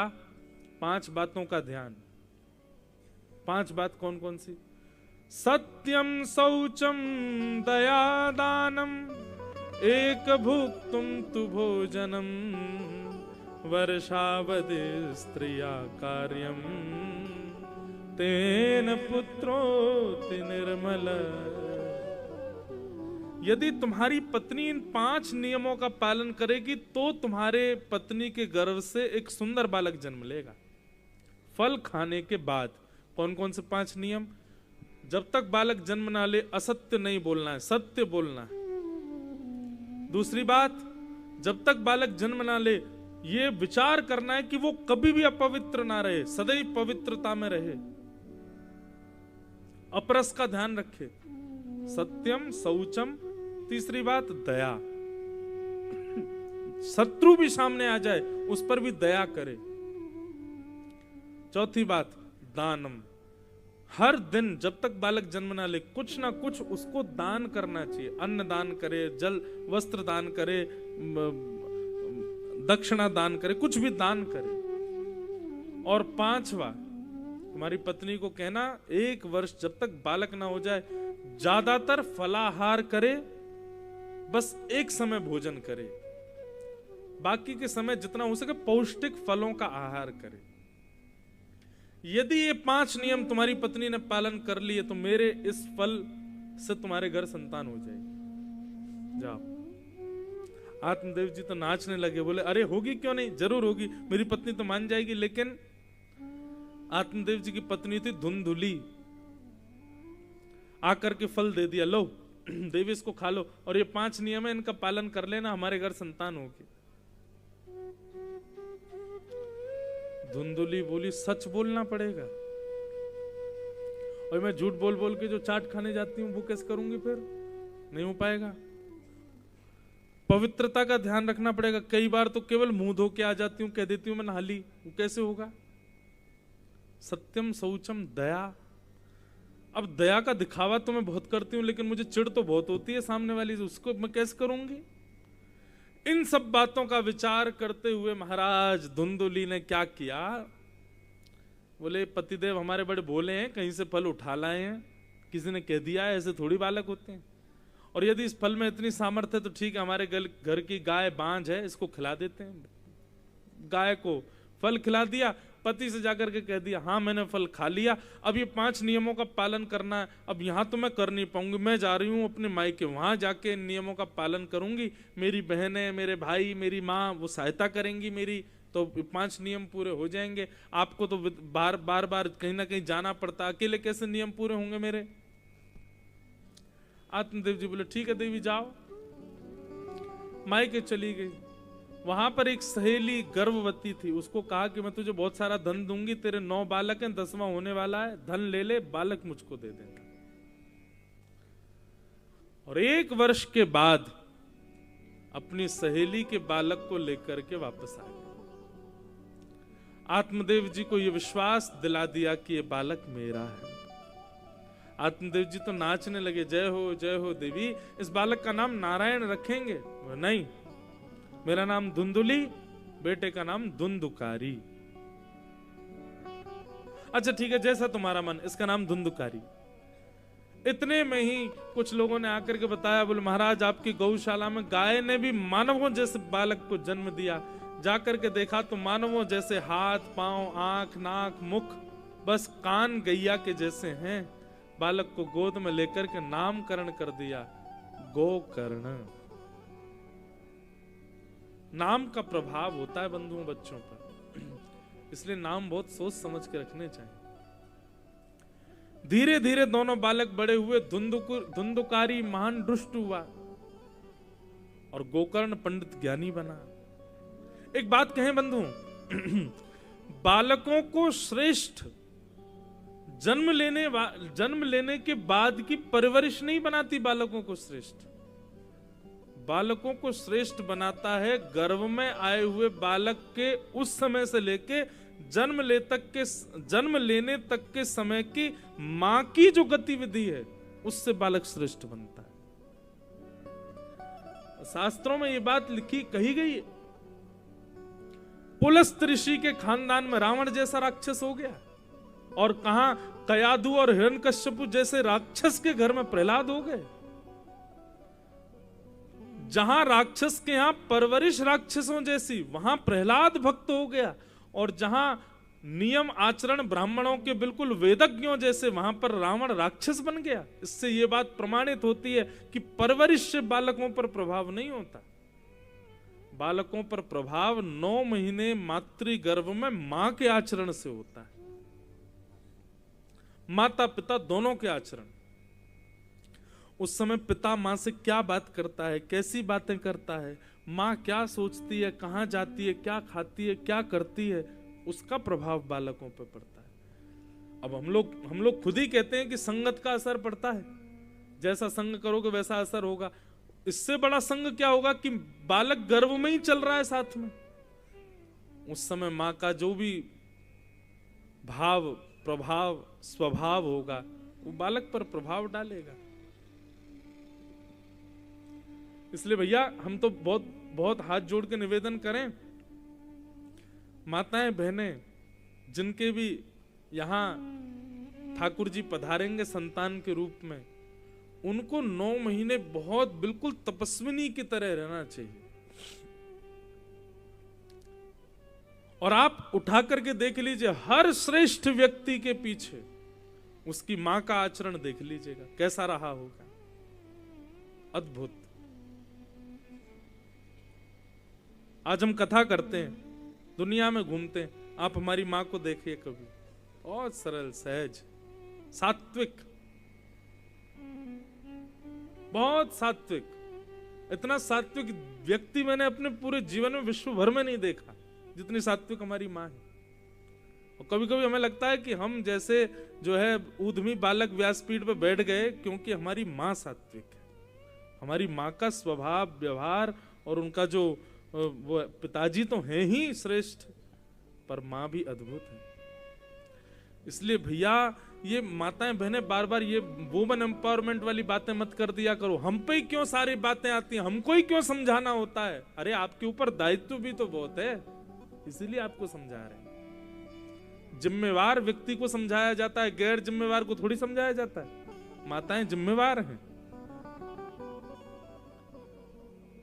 इसलिए गर्भ में जब बालक आगमन हो, उसके बाद उस बहन को, उस मां को अपना जीवन व्यवस्थित कर लेना चाहिए। बस कोई कुविचार भी बुद्धि में ना आवे उस समय। देखना आप कैसे बालक को जन्म देंगी, फिर अद्भुत होगा। धीरे धीरे दोनों बालक बड़े हुए। धुंधुकारी महान दुष्ट बना और गोकर्ण पंडित ज्ञानी हुए। धुंधुकारी अपने माता पिता से बहुत धन मांगने लगा। धन ना देने पर उनको गालियां देने लगा, मारने लगा, पीटने लगा, उनके ऊपर कुठाराघात करने लगा। एक दिन मां ने तो कुआं में कूद के प्राण त्याग दिए धुंधुली ने, और आत्मदेव जी घर छोड़ के चले गए। एकांत में जाके रोने लगे, राम राम राम, मैंने कैसा पुत्र मांग लिया, ये इससे बढ़िया तो मैं बिना पुत्र का था।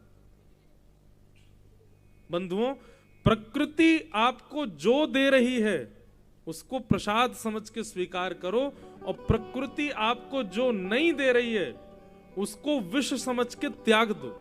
उसके पीछे मत पड़ो कि ये चाहिए चाहिए मुझे चाहिए, क्योंकि प्रकृति आपको नहीं दे रही इसका मतलब उसमें आपका लाभ नहीं है, इसलिए उसको मांगिए मत। लोग क्या करते हैं, प्रतीक्षा कर ली, कुछ दिन तक नहीं मिला तो फिर महाराज अड़ जाते हैं जिद में, अब तो चाहिए हमें, चाहे जो हो जाए। वो लाभकारी नहीं होगा। और ये संदर्भ संतानों के लिए भी है। किसी के यहां पुत्री है, पुत्र नहीं है तो वो इसी बात से परेशान। किसी के यहां 2 पुत्र हो गए, पुत्री नहीं, वो इसी बात से। किसी के यहां संतान ही नहीं है, वो इसी बात से परेशान। ठीक है भैया, ठाकुर जी जो दे उसको स्वीकार करो, जो नहीं दे रहे इसका मतलब उसको ये समझ लो ये हमारे लिए उपयोगी है ही नहीं, इसलिए ठाकुर जी नहीं दे रहे। उसके लिए इतना चिंता विचार क्यों करना।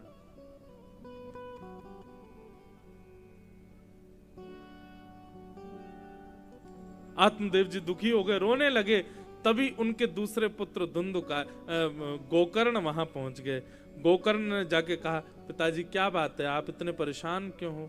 बोले बेटा, ये राक्षस आ गया हमारे घर में, इसने तो जीते जी हमारा घर नरक बना दिया।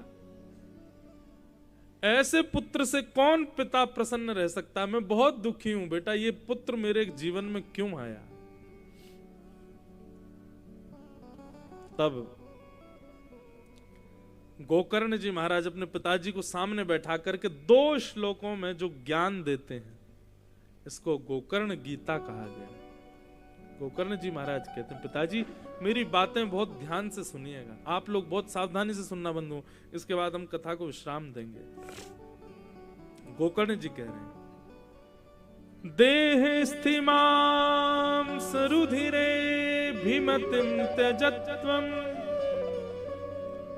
जायास्तुतादिषु सदा ममतां विमुच्य पश्यानिशं जगदिदं क्षणभङ्गुनिष्ठम् वैराग्यनागरसिको भवभक्तिनिष्ठ। पिताजी आप दुखी क्यों हो? क्योंकि ऐसा पुत्र जीवन में है? नहीं, कोई अपने पुत्र से दुखी है, कोई अपनी पत्नी से दुखी है, कोई अपने माता पिता से दुखी है, कोई अपने पड़ोसियों से दुखी है, कोई अपनी बेटी से दुखी है, कोई अपने आप से दुखी है। पर पिताजी विश्वास मानिए, ये दूसरे लोग कभी दुख का कारण नहीं होते। दुख का कारण होता है दूसरों में जो आपकी आसक्ति है, वो दुख का कारण है। मैं कथाओं में कहा करता हूं, आप यहां से निकल के बाहर गए, बाहर रोड पर कोई 17-18 साल वर्ष का बालक सिगरेट पी रहा हो, अपरिचित, आप उसको जानते ही नहीं है, तो क्या करोगे? आप रुकोगे? बिल्कुल नहीं रुकोगे, घर चले जाओगे। आप देख करके भी घर चले जाओगे। आपको पीड़ा क्यों नहीं हुई? क्योंकि अपना नहीं है। और वहीं अपना ही बालक हो तो तुरंत आपको पीड़ा होगी, आप गाड़ी रोकोगे, उतरोगे, निकल करके दो दोगे, बोले ये सब करता है, गलत काम करता है, रात भर नींद नहीं आएगी महाराज, चिंता हो जाएगी कि हमारा बालक बिगड़ गया। ये अपनत्व जहां होता है ना पिताजी, मेरा, ये दुख का कारण। नहीं तो गलत तो संसार में दुनिया कर रही है, लेकिन सबके गलत करने से हमको पीड़ा नहीं होती, वही अपना करने लग जाए तो पीड़ा होती है। इसका मतलब गलत काम से हमको दुख नहीं होता, अपना करे इसलिए दुख होता है। इसलिए पिताजी, दुख का कारण क्या हुआ? गलत क्रिया या अपना व्यक्ति? अपना व्यक्ति। इसी को कहते हैं आसक्ति पिताजी, और ये आसक्ति दुख देगी, क्योंकि मानव का स्वभाव है, वो तो गलत करेगा। आप किसी को अपना मानो ही मत, तो फिर आपको कष्ट नहीं होगा। बहुत श्रेष्ठ बात है। दुख के दो कारण कौन कौन से? एक तो अहमता, दूसरी ममता। अहमता होती है खुद में, अहंकार, और ममता होती है अपनों में, उसको कहते हैं आसक्ति। ये दोनों ही दुख देती हैं पिताजी। अगर व्यक्ति ममता और अहमता इन दोनों का त्याग कर दे, उस व्यक्ति से ज्यादा सुखी दुनिया में कोई नहीं है। अहमत्व और ममत्व, सब लोग इधर देखो, यहां देखिए, हम बस 10 मिनट और ले रहे हैं आपके, फिर चले जाएंगे, आप सुन लो बस। हमारा कनेक्शन बन गया कथा में, वो हमको पूर्ण करने दो, आप भले चाहे जो करो। अहमत्व और ममत्व। अहमत्व सदैव अपने में होता है और ममत्व दूसरों में होता है, और ये दोनों ही दुख के कारण। पिताजी विचार करो, ममत्व जिसके प्रति है, ममता जिसके प्रति है, आसक्ति जिसके प्रति है, वो गलत करे तो हमको कष्ट होता है। यदि हम उससे आसक्ति हटा लें, उससे अपना ममत्व हटा लें, तो फिर वो चाहे जो करे हमको दुख होगा? नहीं होगा। दूसरी बात, दूसरा दुख का कारण है अहमत्व। अहमत्व मतलब अभिमान, और अभिमान सदैव खुद की क्रियाओं पर और खुद पर होता है। हम किस बात का अभिमान कर रहे हैं पिताजी? ये देह हमारा रत्ती भर भी वश में नहीं है। ये देह हमारी कहीं कोई भी क्रिया नहीं करता है। ये देह अपने मन का मौजी है। जब चाहे तब फूल जाता है, जब चाहे तब पतला हो जाता है, जब चाहे तब वृद्ध हो जाएगा, जब चाहे तब सुंदर लगेगा, जब चाहे तब कुरूप हो जाएगा, जब चाहे जिसको चाहे उस बीमारी को अंदर प्रकट कर देगा। हमारे कहने से ये देह नहीं चलता, तो फिर इस पर अभिमान क्यों? जो हमारे वश में हो उस पर अभिमान किया जाए, जो हमारे वश में ही नहीं उस पर अभिमान कैसा? अभी इसी वक्त अपने देह को आप सब लोग आज्ञा कर दे, ए सुन, अब तू बहुत हो गया तेरा, अब तू बस इससे ज्यादा बड़ा मत होना, इससे ज्यादा वृद्धता तुझे आनी नहीं चाहिए, अब मैं एक भी बार डाई नहीं करवाऊंगा, तेरे को बिल्कुल एक भी बाल सफेद नहीं होना चाहिए तेरा, और ना मैं जिम जाऊंगा ना मैं कुछ करूंगा, बस अब तू पतला दुबला ही बना रही हो, तेरे को मैंने खिला पिला करके इतना बड़ा कर दिया, अब तुझे मेरी माननी पड़ेगी। देह मानेगा? नहीं मानेगा। बोलते रहो। ऐसे इस देह पर अभिमान क्यों जो आपके वश में ही नहीं है?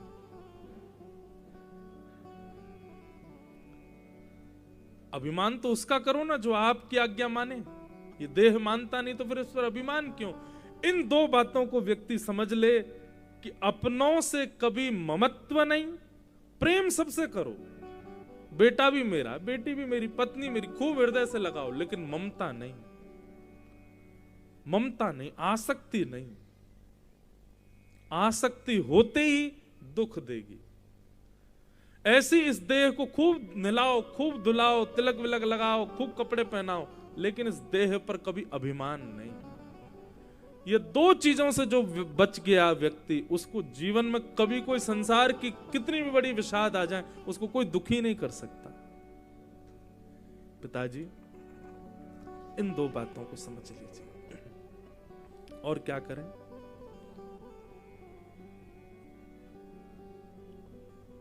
धर्म भजस्व सततम त्यज लोक धर्मान, सेवस्य साधु पुरुषाम जहि काम तृष्णाम, अन्यस्य दोष गुण चिंतन माशु मुक्त्वा, सेवा कथा रसमहो नितराम पिबत्वम्।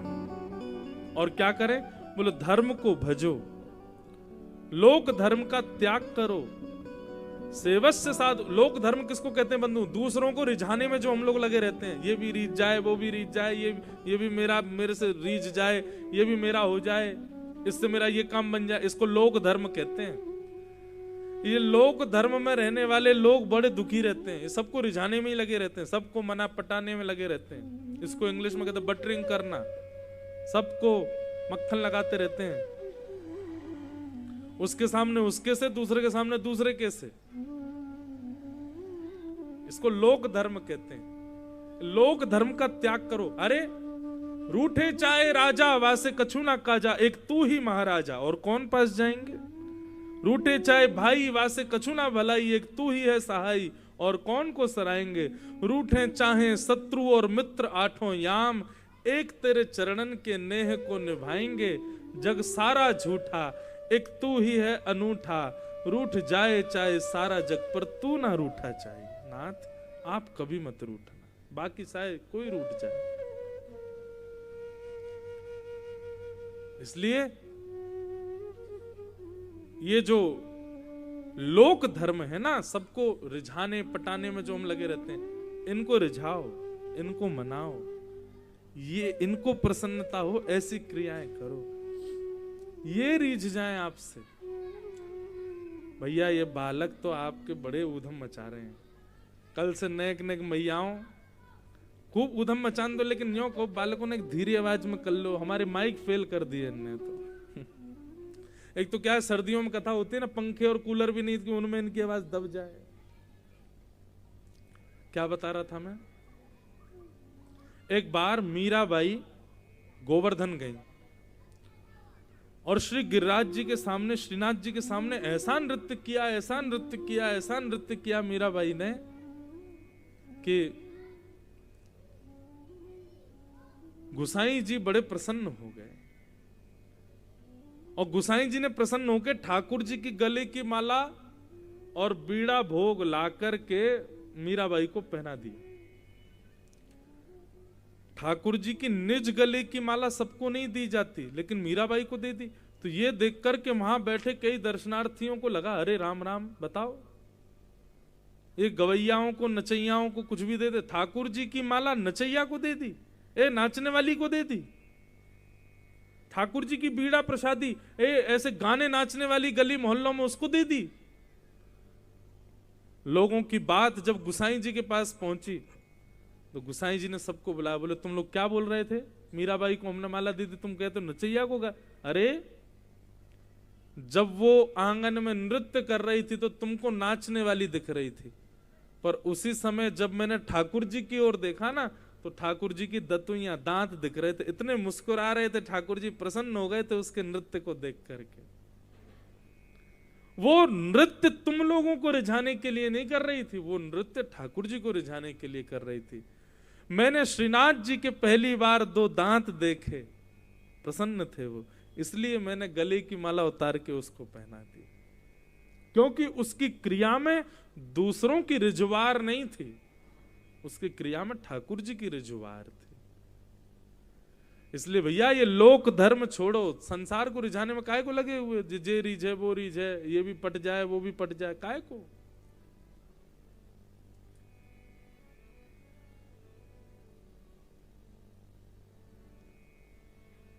एक हम जाते हैं, जगह जगह जाते हैं, कहीं दर्शन करने गया तो मेरे बगल में कोई व्यक्ति बैठे थे, कोई बहुत बड़े राजनेता के कुछ थे। वो बोले महाराज जी मेरा नंबर ले जाओ, आप इस क्षेत्र में कभी भी आओ, कोई दिक्कत हो मुझे एक फोन कर देना, आपके आगे पीछे जे कर देंगे वो कर देंगे। ठीक है भाई, दे दिया, ले गए। 3-4 साल बाद वो फिर मिल गया, बोले आपने महाराज जी कभी फोन ही नहीं किया मुझे। अरे आप आते हैं इतना क्षेत्र में, कभी बोल दिया करें कोई सेवा। मैंने भाई अब तुमको रिझाने पटाने में कब तक लगे रहे, हम उनसे ही फुर्सत नहीं मिलती हमको, उनकी कथा गाने और उनकी सेवा से फुर्सत मिले तब तो किसी और को रिझाएं, और मिल ही नहीं रही तो फिर कहां तक बोलते रहें, कैसे, कब तक किसको रिझाते रहेंगे? वो रिझे रहे बस, हमसे सब काम बनते रहेंगे अपने आप। इसलिए भैया लोक धर्म का त्याग करो, क्यों? लोक धर्म का निर्वहन करने वाला व्यक्ति वो धार्मिक नहीं बन पाता। इसलिए धर्मम भजस्व सततम त्यज लोक धर्मा सेवस्य साधु पुरुषाम जहिकाम तृष्णाम अन्यश्च दोष गुण चिंतन माश मुक्त्वा सेवा कथा रसमहो नितराम पिबत्तुम। पिताजी, दूसरों में दोष गुण देखना बंद कीजिए। ये दुख का कारण अहमत्व और ममत्व दो क्रियाएं हैं। कथा सुनते सुनते इन दोनों को कम कीजिए और भगवत धाम की प्राप्ति कीजिए। और श्री आत्मदेव जी ने भागवत जी का आश्रय लेकर के भगवत धाम की प्राप्ति की। यहां धुंधुकारी को वैश्याओं ने मार दिया तो वो एक प्रेत बन गया। महाराज गया जी में श्राद्ध कर दिया उसका, लेकिन तब भी प्रेत योनि से मुक्त नहीं हुआ। क्यों नहीं हुआ? अब ऐसा अगर कहते हैं तो गया जी के श्राद्ध की महिमा खत्म हो जाती है। इसलिए नहीं हुआ क्योंकि धुंधुकारी का असली नाम गोत्र ये था ही नहीं, वो तो किसी और का बेटा था। तो धुंधली उसको लेके आ गई थी, उसका गोत्र ही दूसरा था, उसका ये गोत्र था ही नहीं जो आत्मदेव जी का गोत्र था। इसलिए उसका जो पिंडदान आदि हो रहा था गया जी में उसको लग ही नहीं रहा था, क्योंकि उसका गोत्र दूसरा था। तब क्या करें भैया, अब कैसे प्रेत योनि से मुक्त होगा? इसका तो असली गोत्र भी नहीं पता ही नहीं है किसका बेटा है। तब प्रेत योनि से मुक्त करने के लिए श्री गोकर्ण जी महाराज ने सूर्य की उपासना की और सूर्य नारायण से पूछा कि धुंधुकारी को प्रेत योनि से कैसे मुक्त किया जाए। तब सूर्य नारायण भगवान ने गोकर्ण जी महाराज को आज्ञा देते हुए कहा, श्रीमद् भागवतान मुक्ति सप्ताहम वाचनम कुरु इति सूर्यः वचः सर्वै धर्म रूपम तु विश्रुतम। आप श्रीमद् भागवत की कथा कराओ। उस भागवत की कथा से चाहे गोत्र याद ना हो, चाहे उसके कुल खानदान का पता ना हो, कितनी भी, अरे कोई किसी का नाम लेकर के उसको प्रेत योनि से मुक्त नहीं। निश्चित मानिए आपके इस गुना के इस क्षेत्र में कथा चल रही है, यहां से 100 योजन दूरी तक भी जितने प्रेत होंगे वो भी इस कथा से मुक्त हो रहे होंगे। ये कथा का प्रभाव है। आप लोग यहां से कथा सुनकर के जैसे ही बाहर जाएंगे, जितनी वायु आपका स्पर्श करेगी बाहर की, उन वायु में छोटे छोटे छोटे प्रेत भी आपका स्पर्श करेंगे, वे भी मुक्त हो जाएंगे। यह भागवत का प्रभाव है। तो ऐसी भागवत की कथा कराओ। स्वयं सूर्य नारायण भगवान ने आज्ञा करके कहा कि भागवत की कथा कराओ। भागवत की कथा सुनने से वो तो मुक्त हो ही जाएगा, तुम्हारे गांव देश के जितने भी प्रेत हैं सब मुक्त हो जाएंगे। जो भयंकर बंधुओं, प्रेत कैसे बन जाता है व्यक्ति? भजन बिन नर मर गट के भूत।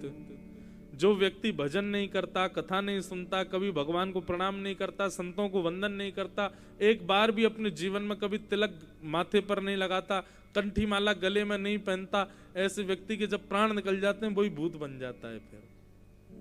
और भूत योनि का मतलब क्या पता है? जिसको नरक में भी जगह नहीं मिलती वो भूत बनता है। समझ रहे हैं? मरने के बाद में या तो स्वर्ग मिल गया या नरक मिल गया, बहुत भजन किया हो तो वैकुंठ मिल गया। लेकिन जिस व्यक्ति के लिए नरक के द्वार भी नहीं खुलते, वो क्या करता है? वो फिर इसी पृथ्वी पर भूत बन के भटकता है। सबसे बुरी योनि है भूत की।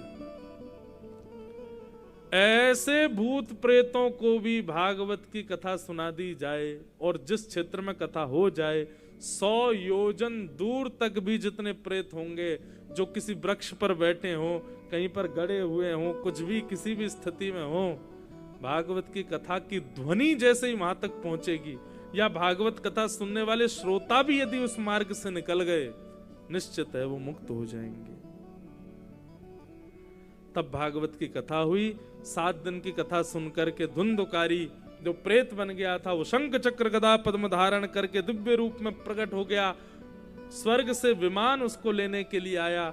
विमान में बैठ कर के वो भगवत धाम को प्रस्थान कर गया। बोलो भागवत महापुराण की जय। इसलिए भैया ये भागवत जी की महिमा है कि भागवत श्रवण से अत्यंत भयावह प्रेत योनि में बैठा हुआ वह प्रेत भी मुक्त हो जाता है। ऐसी भागवत जी को हम बारंबार प्रणाम करते हैं। बोलो भागवत महापुराण की जय। हरि शरणम हरि शरणम हरि शरणम हरि शरणम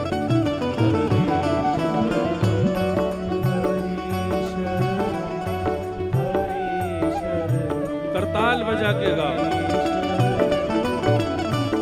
आप लोग देखो क्या बढ़िया शॉल स्वेटर जैकेट सब पहन के बैठे हो। हम एक कुर्ता में हैं बस, भीतर कुछ नहीं है, इनर फेनर कुछ नहीं। हम कथा कर ही नहीं पाता, मैं ज्यादा पहन लूं कपड़े तो। फिर भी देखो 4 घंटा बोल रहे हैं, इतने थके हारे बीमार हैं। आप लोग तो सब ठीक हो, फिर काहे को ऐसे कंजूसी करो। बढ़िया करताल बना करके उच्च स्वर में गाओ।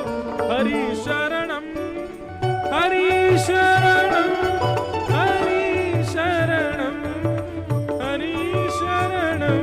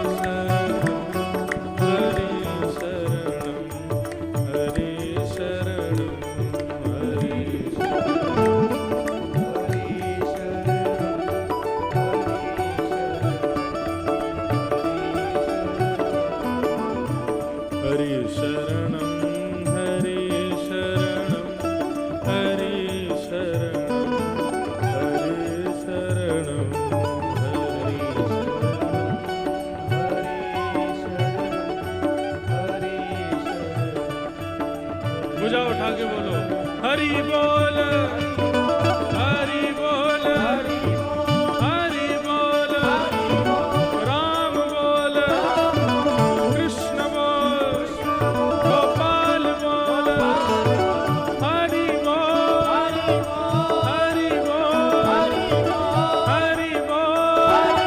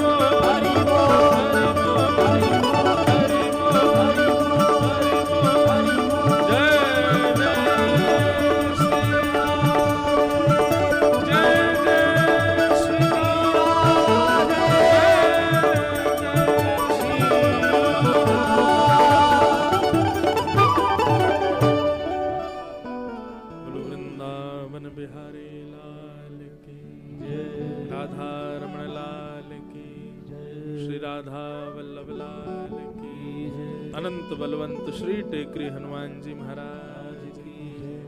गुना के समस्त देवी देवताओं की, गुना के समस्त श्रोताओं की, गुना के समस्त भाई बंधु परिकरण की जय जय श्री राम।